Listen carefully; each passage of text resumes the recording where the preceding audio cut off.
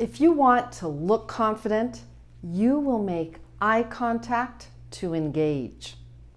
Have you ever noticed that leaders look at people? They look at people for a complete thought. Sometimes it's a phrase, sometimes it's a sentence. Now, the amount of eye contact that you make while speaking may vary a little bit from culture to culture, but most people could improve their eye contact to engage their audience.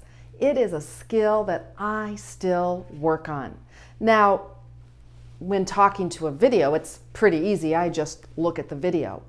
But with a real audience, sometimes I catch myself scanning the audience, where I'm talking to this side, talking to that side, and sometimes not landing on particular audience members to actually connect with them.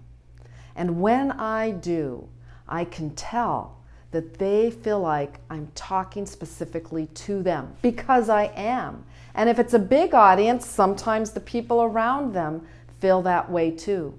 And I even become more conversational in my style when I am looking at people in the eye while speaking. For the next exercise, you will practice making eye contact while speaking. Now, you could use stuffed animals to practice with if you have children and want to borrow their stuffed animals. I did that once, but I couldn't keep a straight face. So what I do now is I practice with a fake audience. I have 3 fake faces. This is Moody Megan, Jokester Jacob, and Positive Paige. And I will tape them up in front of me, a little distance apart from each other, typically at about seated height, because most audiences are seated. And then as I practice my speech, I will practice having a complete thought with one of my fake audience members before I move on to the next.